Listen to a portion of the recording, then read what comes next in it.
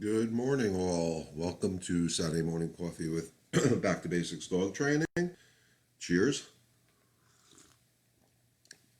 So, today we're going to start off. I started off a little earlier because there was a question asked to me last week that I did not get a chance to answer. So, I just want to try to make sure I answer all the questions. So, hopefully, the young lady that asked me the question will be out there either watching this on replay or coming on live. So, the question was very, unfortunately, her dad had passed away and had a pit bull. She was a rescue from down south and has been through some abusive situations. She was never properly trained. She's good with the daughter's two small dogs, but aggressive towards other dogs her size. What is the best harness? I did buy a gentle leader to start training her, but I need a harness which I have more control of. Harnesses and things like that are very, very touchy subjects in the training world. In my opinion, harnesses do not give control as much as people think they do. It gives us a false sense of security, so I want people to be very, very careful with that.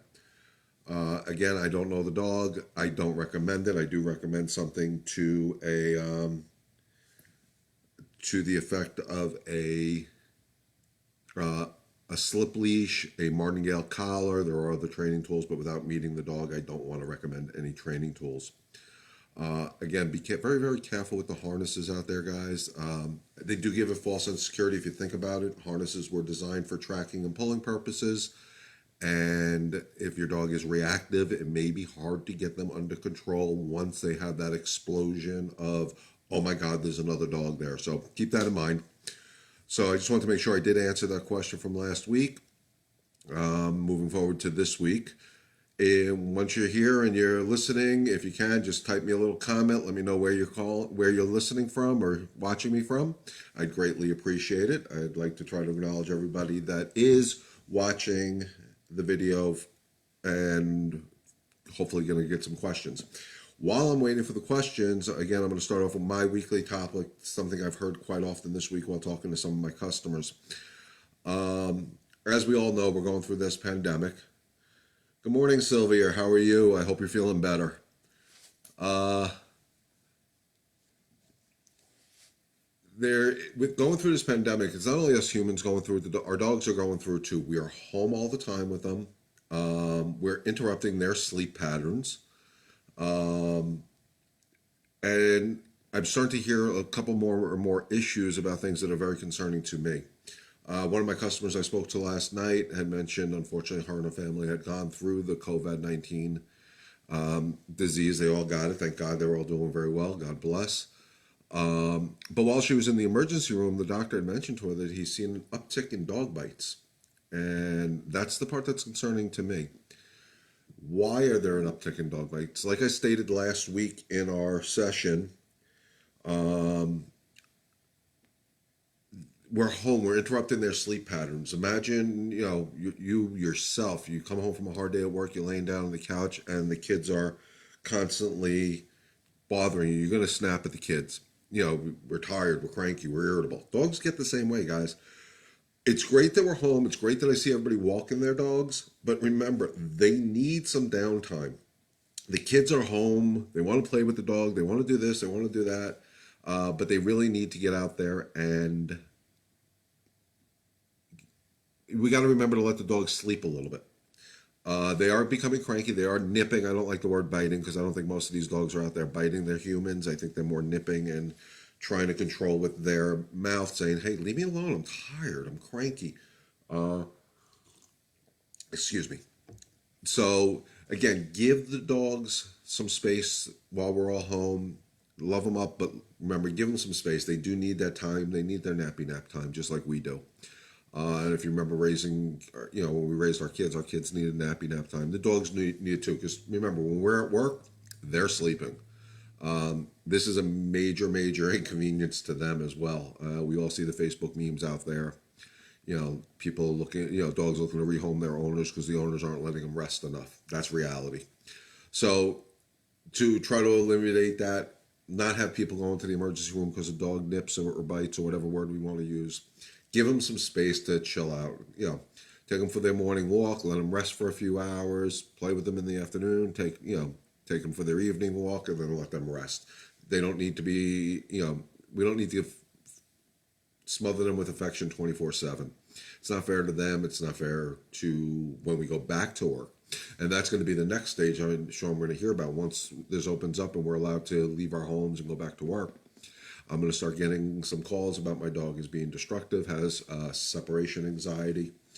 That's something else. And again, because we've overstimulated them in the last month and a half, 2 months, whatever this thing's going to last before we can go back to our lives as we know as normal.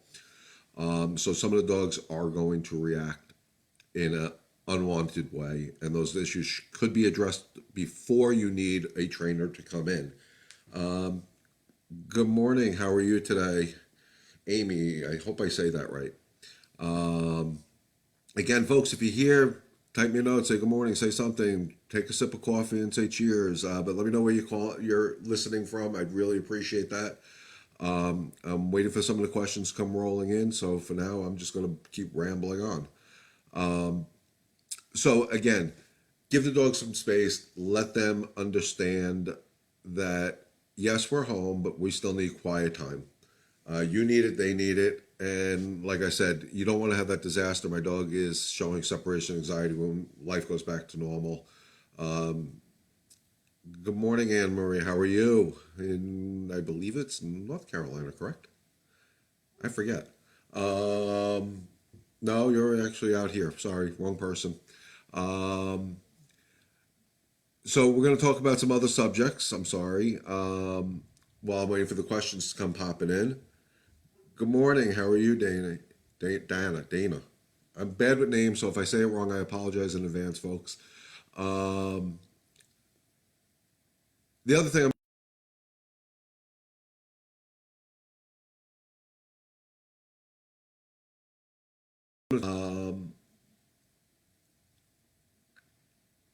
yes, I agree. I mean, dogs are going to have these issues.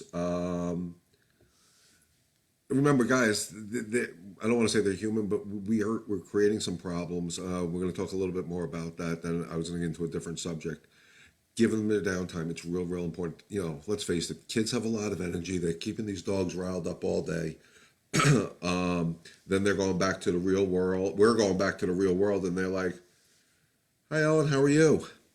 We're going to go back to our world as we knew it a month or two ago. Go back to work. Go back to the hecticness of our lives, and it's going to be a problem. So give them space now. Even if you have to set the rules for your kids or yourself, even, but keep to some sort of normalcy for the dogs, because when we go back to work, they're going to be very, very confused, and it's really not that fair to them.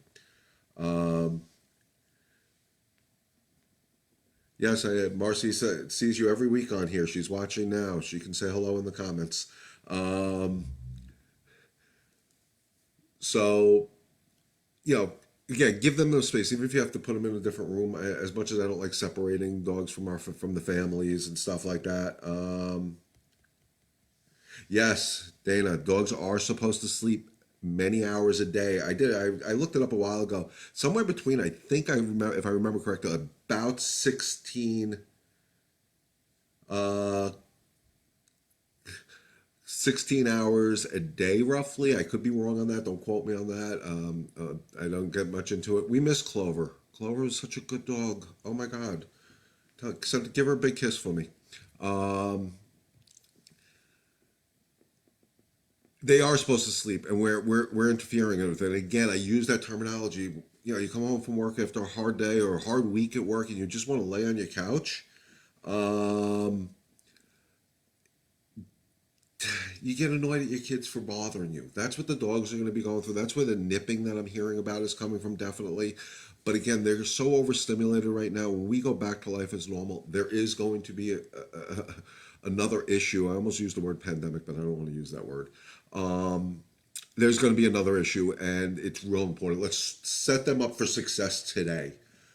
Give them their space, let them rest a little bit.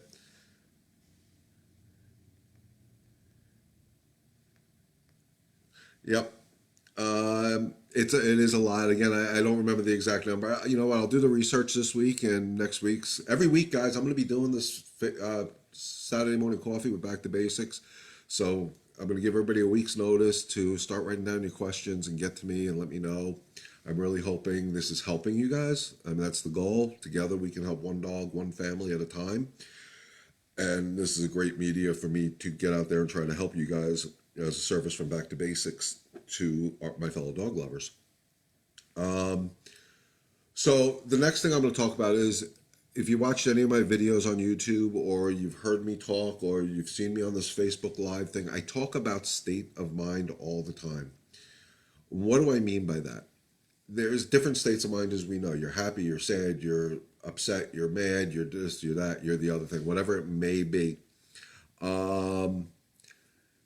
We tend as humans to reward the wrong state of mind. Again, what I mean by that, I do have a question here, so we're going to hold off. What's the best way to keep your dog from barking at each other while playing together? It's just so loud while we're family is doing school time. Good morning, Lisa. How are you? Okay, so actually that's a breach into what I was just talking about, which works out really good. It's states of mind. I always believe in rewarding the calm. And if you use that imaginary scale of 0 to 10, 0 being asleep, 10 being the dog's just whacked out of its mind, try to control that level of play to a lower level. And what do I mean by that? I don't let dogs run out the back door at 700 miles an hour because they're too excited when they get out there. The play will become rougher, which will create noise and potentially disagreements between the dogs, because most of the doggy disagreements I get called for in a pack of dogs within their own home is usually created by overexcitement turning to a fight. No different than us, again, growing up. You're wrestling around with your best friend, it gets a little too rough, it becomes a fight. So control that level of excitement. If your dogs are barking obsessively and you're yelling at them, shut up, you're barking with them. Good luck trying to get them quiet. They're just going to bark louder. So the best thing you can do is go for the interim while we're home. I understand we have to do homeschooling and we're working from home. Try to go out there with them, and once you get that, see the play is getting a little too high, a level 3 of 10, stop the play, bring them back down to calm. As soon as that barking stops, but you can't yell at them to shut up from your deck. You have to go out there and make this action happen. The more consistent you stay with that and stopping it at a certain level and disagreeing with that barking, you're allowed to disagree with the barking. Yes, it's part of play, but it's disruptive. You disagree with it, bring them back down to that level 1 of calmness and let them play again. And then if they get a little carried away, we stop it and we do start the process over. So yeah, it's a labor of love. It's not going to be an overnight success, but the biggest mistake we make, again, as humans, is we'll stand on our porches or out our back doors screaming at these dogs to shut up. And you're just barking along with them. And if you really pay attention to it, listen, they get louder and louder and louder, and the play gets more excited. The calmer you stay, the calmer they'll be, but don't let them out the back door at 100 miles an hour. Don't let them out the back door excited. Bring the excitement down before they get out the door. Don't let them out. If they try to run out 700 miles an hour, block them and move forward to until they calm down. Once they can walk out. Good morning, Dave. I hope all is well with you. If you don't let them go out so excited, it'll be easier to control that excitement outside. That's just, the same thing I talk about in mastering the walk. If you can't get out your front door with your dog being calm, it's very hard to control them on the walk. If anybody out there is having issues with their dogs walking, I put out a 5-part series on YouTube, Back to Basics Dog Training YouTube channel. It's a 5-part series on mastering the walk. It does talk about exactly what we're talking about now, how to reward a better state of mind. Again, physically, you never want to have to control your dog. It's too hard. Even a Chihuahua sometimes feels like they're 700 pounds. So I don't ever want to physically control the dog. I want to mentally control your dog or my dog or whatever. I'm allowed to disagree with any unwanted behavior I see from my dog, and so are you. And that unwanted behavior is what you deem unwanted. It doesn't matter what it is. I worked with somebody the other day who I think was on the phone. No, it was live actually. Who complained when the dog sees another dog. It They may be able to stop the excitement of trying to get to the other dog, but then it just sits there and whines and whines and whines. I disagree with whining. I can't stand when dogs whine. Oh, thank you, Amy. If you can leave comments on those sessions, I'd appreciate that. There'll be more videos coming out this week. Just because we just talked about it. Hey, Alley Cat, how are you? How's your trip? It looked amazing on Facebook. Um, I'm going to be putting out more videos. I think I'm going to talk about this pandemic we got going around and how we can make it an easier journey. Um, Amy just wrote, watching my series on Mastering the Walk, that just getting him out the door in a calm state of mind made a world of difference to her. Guys, you can take that anywhere. I talk about it. I'm passionate about it. That state of mind is the key to helping you help your dog. One, you got to be calm, but because if you're calm, they're going to stay calm. That's just reality. Your energy is going to feed them. But the calmer you keep them in those situations that normally gets them in trouble, the better life you'll have together.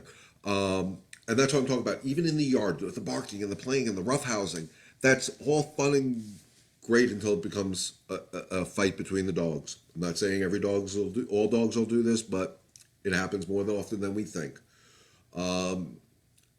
Control the calm, reward the calm. Don't reward any other state of mind. So if I'm raising a puppy and I come home after a long day or a short day, because in puppies you can walk out to the mailbox and you've been gone forever. If I come home, beautiful, videotape it for me. Let me see it, Amy. I'd love to see how that walk, and maybe some comments from you on how that series has helped you. If it'd be okay if you send me maybe a video on it, I can post that on my Facebook page. I'd appreciate that. So getting to that state of mind, if I come home from getting my mail and my dog is all excited to see me and wants to jump on me and blah blah blah blah blah, I don't allow that, because if I allow it to jump on me when it's a puppy this big, I'm rewarding that excitement. But reality is, and I'm going to use Great Danes as the example right now, if the Great Dane, when it's a puppy, it's adorable, it's jumping all over me, it loves me, it missed me, bum, bum, bum, bum, bum, bum, bum. Okay, I have some questions I will get to. Lorianne, I will definitely get to that. Just I want to finish this subject. So I don't reward that. I make them self-soothe, let them calm down, and then I'll reward them, because it's a better state of mind. Because like I said, when they're a 3-month-old Great Dane, it's okay. They can jump on me. It doesn't hurt me. It doesn't affect me. But when they're 2 years old and they weigh 150 to 170 pounds and they jump on me, it's going to hurt like hell. But we created that monster, that jumping monster, because we rewarded their excitement when they were a puppy. And that goes, I don't care. I'm picking on Great Danes right now. I don't care if it's a teacup Yorkie. Rules apply. I don't care, big dog, small dog. Rules are rules are rules. They stay the same for no matter what size of the dog. So Amy has a question here. I'm sorry, not Amy. Just give me a second to pull it up here. Lorianne. We'll have to watch the series. Young 6-month-old King Charles Cavalier pulls like a lab, 6-foot leash. I stop when Coco pulls.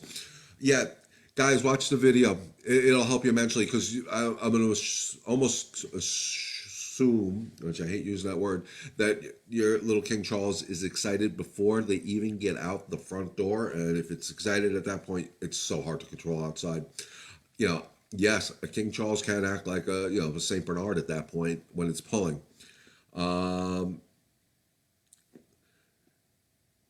So definitely work on the calm in the house. Watch the series. I broke it down to a 5-part series on purpose. I wanted to make this as simple as possible for you guys, my fellow dog lovers.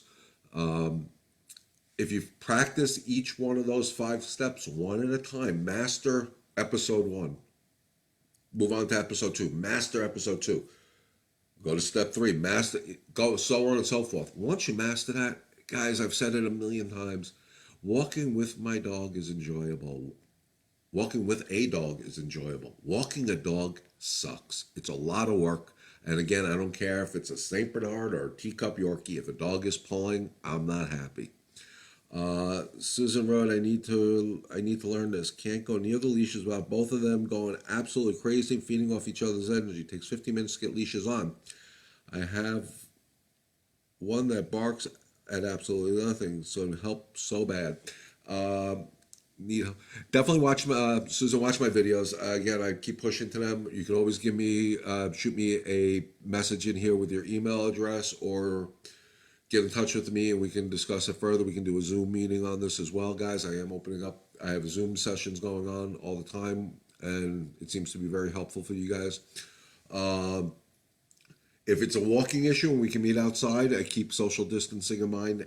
We can do that. Walking issues, as long as we don't have to be in the house, we can do it. But as far as what this concern is, yes, they're going to feed off each other's energy, and that's why your energy has to be that much calmer, which is hard because you got two dogs going absolutely frantic, and now all of a sudden you're like, holy crap, all I want to do is go for a walk. Unfortunately, it doesn't happen that way. You have to make them calm down. And what I would do with multiple dogs is the dog that gets calmer first gets the leash put on. Hopefully it'll teach the other dog, oh, you got it on when you were calm. Maybe I need to calm down.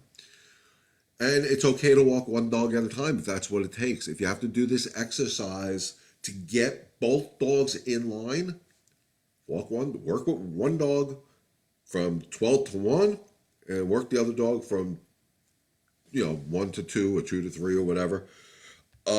It's okay to work one dog at a time, master it with one dog, and then bring the other dog into the equation, because ideally I would love to see you walk both dogs down the street with them side by side, you with a loose leash, holding both leashes in one hand, drinking a cup of coffee as you're walking down the street. That's the ideal goal. Excuse me. So, getting back to the state of mind. When I talk about the state of mind, I say again, reward the calm state of mind. And if you notice, all these questions I've been getting pretty much have been about the overexcitement getting a dog in trouble. Here's what I'm also going to tell you. Overexcitement on a walk, leash reactivity, whatever words you want to use on this subject. Leash reactivity is no different than when you're kids and you see your best friend and you go running over because you want to play. 90% of leash reactivity that I deal with started off as excitement. That was corrected with tension. The more you correct with tension, the more your dog is going to say, hey, every time I see another dog, there's this tension on the leash. Maybe I shouldn't trust other dogs. And we can create that excitement to become a form of aggression. So again, if we stop the excitement, keep them at a calm state of mind. Disagree with the excited state of mind, we won't have these leash reactivity issues as much. It's a labor of love. I've said it a million times. I'll say it till I'm blue in the face. If you do this and you stay consistent day in, day out, same rules every day, the dog will follow you, and it'll be much more enjoyable living conditions for everybody involved. Not just you, but your dog too, because they do understand energy. They read the energy. And if you're frustrated, they're not going to listen to you. If you're angry, they're not going to listen. They may listen temporarily, but it's not a long-term fix. So even a scared state of mind, we tend to reinforce. And what do I mean by that? A dog gets scared by a noise, whatever it may be, when they're puppies. Even as adult dogs, even dogs we rescue that we bring into our homes or whatever, they get startled. I don't want to use the word scared because I don't think dogs get scared per se the way we visualize scared being. So I'm going to say they become unsure of this loud noise. Something fell in the kitchen while we're all in the living room. Something fell, hit the floor. They got startled. Reality is, if that happens, you as a human get startled too, because you hear this noise that you weren't expecting. They're sleeping, relaxing, whatever. They hear the noise, they get startled as well. What do? Real quick in our head, we can say, oh, something fell, I got to go pick it up later. The dog is startled. We see our dogs who are just laying down there nice and calm. Um, and we go over to them and we start soothing them when they're unsure. It's okay. A pan fell in the kitchen. It's not going to hurt. And they're looking at you as their leader, their parent, their mommy, their daddy, whatever, their higher, higher authority.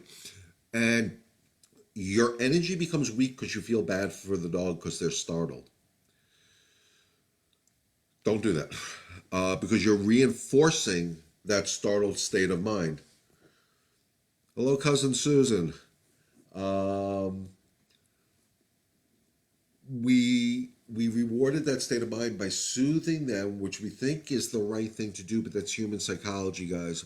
Uh, it's okay. It was only a pan that fell in the kitchen. Don't worry about it. They're not understanding us. They'll look at you like, huh? So stop feeding into it. The best thing you can do is ignore it. Let them figure out, hey, nothing bad happened to me. That sound doesn't need to scare me. Uh, it's real important. I think that will help us a ton. Okay, cousin Sue, sorry. Um, don't feed into the insecure state of mind, because that's what you're doing. You're feeding the insecurity instead of really disagreeing with it. Not that I want you to really disagree with insecurity. I want you to let the dog figure out, hey, that pan fell in the kitchen and nothing bad happened to me. Absolutely, Amy. That is how, in my opinion, I'm not going to say absolutely, but in my opinion, I would say 85% of the dogs that are afraid of fireworks and thunderstorms are human created, because we tend to baby them too much. We humanize it and we use human emotions, human psychology on a dog. Reality is, thunderstorms, dogs are smart. Remember, guys, dogs are wild animals. We chose to domesticate them. Um, they're wild animals. They're out running in the fields of their territory, or their whatever you want to call it. And a thunderstorm is coming in the distance. Thunderstorms, these storms that come in, are fronts. It's a different energy.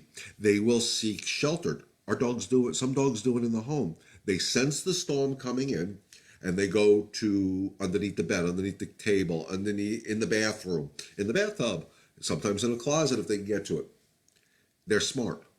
They're seeking shelter from the storm. It doesn't mean they're scared. We see them react that way, and we'll go crawl behind the toilet bowl to soothe them.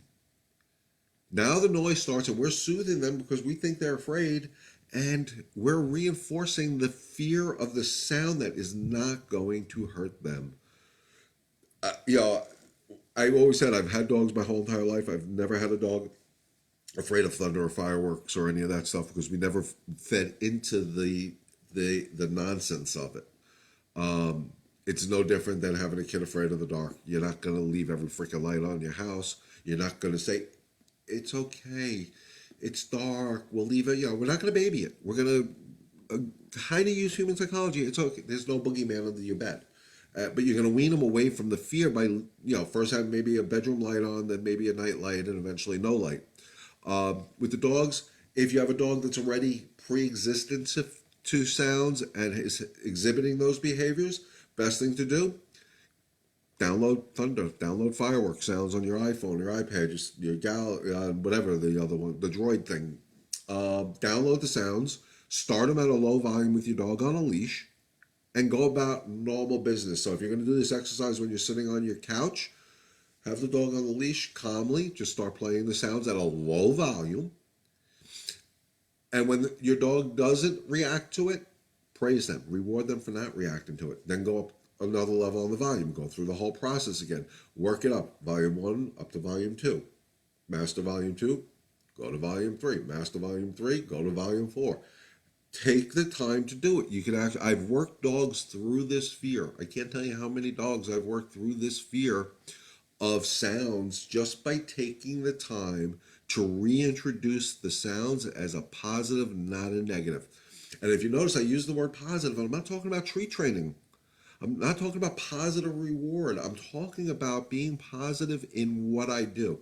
I reward them differently by praising them for being calm. I give them the affection, the love, and the kisses they want when they're calm.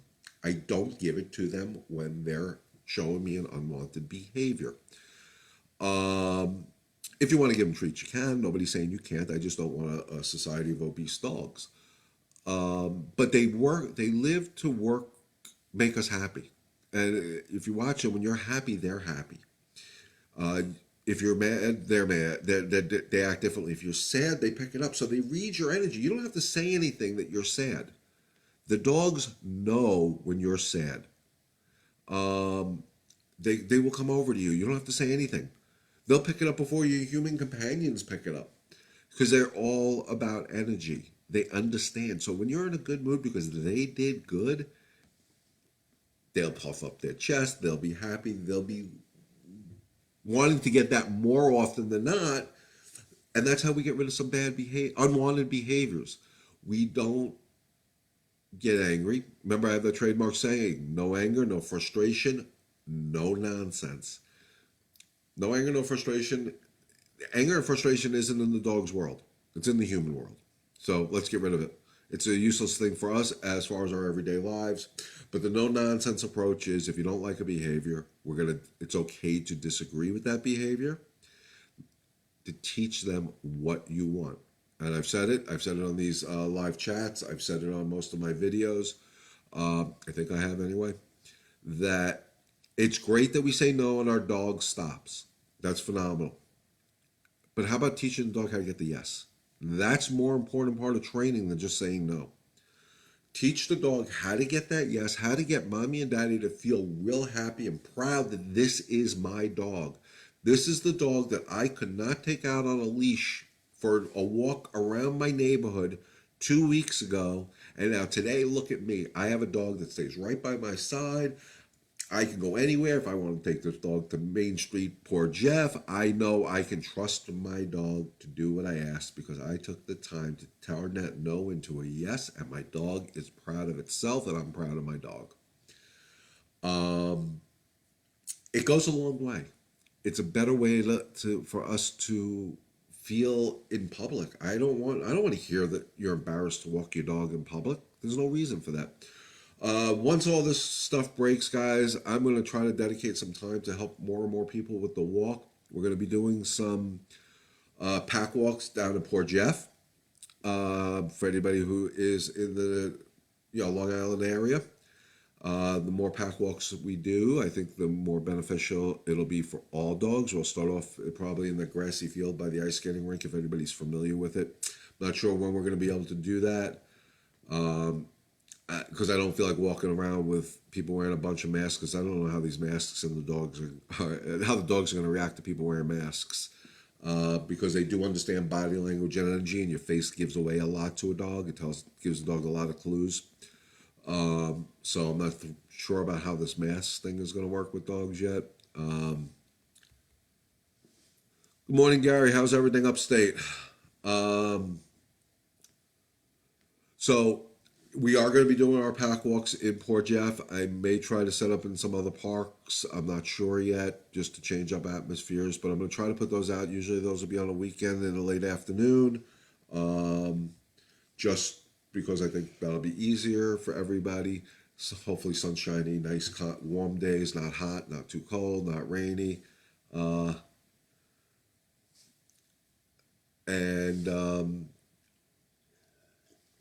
Excuse me, I just got coffee up my nose. It's great to be human. Those walks I think will be fun. We'll figure out how we're going to do that. I may want to start doing this summer or some group training outside. We're going to figure all this out as the time goes on. I'm going to ask everybody that is watching, please comment either here or send me a private message, either on Back to Basics Dog Training's Facebook page or even my personal one, Leon Davidman. I don't care. They're both one and the same.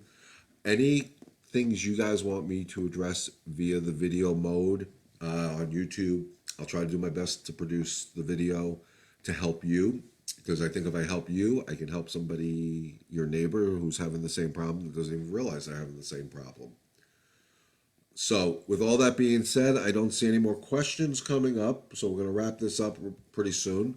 So remember, guys, no anger, no frustration, no nonsense. I think together as dog lovers, we can help one dog, one family at a time. Stay healthy, stay safe. God bless. Thank you for watching. We'll see you next week. Tell all your friends every Saturday morning, 11 o'clock. You get to look at this mug. I'm hoping this stuff helps you guys. Let me know what you feel. Send me your comments. Again, either Facebook. Go to my website, www.backtobasicsdogtraining.com. I just put up a thing there. It looks like a little home button on the upper right-hand corner. I'll be posting it out on Facebook later on today. It gives me a chance to get more information on some of my customers because eventually I want to start doing some mailings. You can set up a customer on my database that stays private with Back to Basics and Back to Basics only.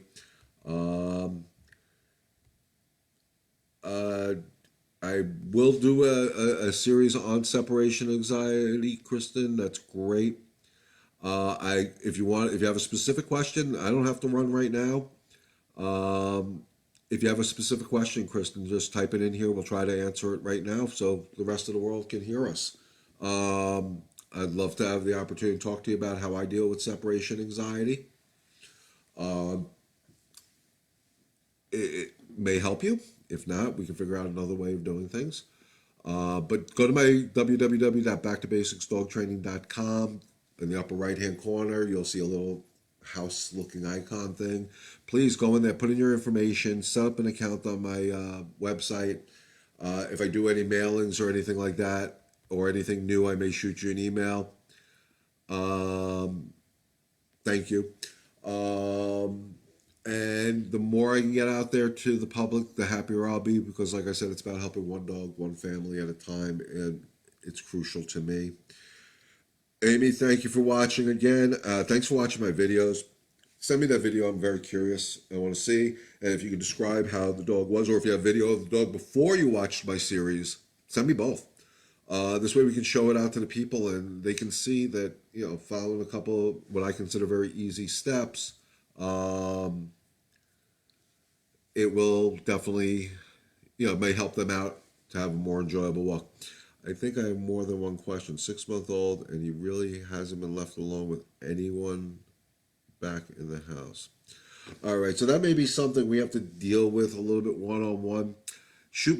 I'll shoot you a private message after this is all over, Kristen, and we'll maybe set up a Zoom training session to go over some of this stuff with you. As far as separation anxiety, guys, do it in small increments. I'm going to tell you now. Use your smart technology, your smartphones, your tablets, and all that. Set up a camera. If you have nanny cams in your house, set it up. And what I would suggest doing is, one, nobody runs out of the house like a raving lunatic. That does create separation anxiety. I am going to do a video on this. I just decided. But, we create the separation anxiety. One, because we're, life is hectic and we're, never leave enough time to get out of the house with enough time to get to where we're going without rushing. That energy rushing around the house like lunatics creates a higher energy in your dogs. Then we leave and they're like, what the hell's going on? So that's definitely one issue I see. But how I try to break the separation anxiety, 90% of the times I will say it works, is I don't do everything for duration. I start off small. So if I know a dog is having separation anxiety, I'll set up some sort of camera system so we can watch the dog. We act as if we're going to work, we're going to school, we're going to the grocery store, whatever. And we walk out of the house, but we're watching them on the camera. As soon as I start seeing an unwanted behavior, I'm going to come back inside, disagree with the unwanted behavior. Firm no, and usually I just walk out the door. If I see they're being good, and I'm going to put time limits on it. If they're good for a minute, I'm going to come home. Good boy, good girl, whatever. I'm going to praise that they didn't do it. Didn't show the signs of separation anxiety.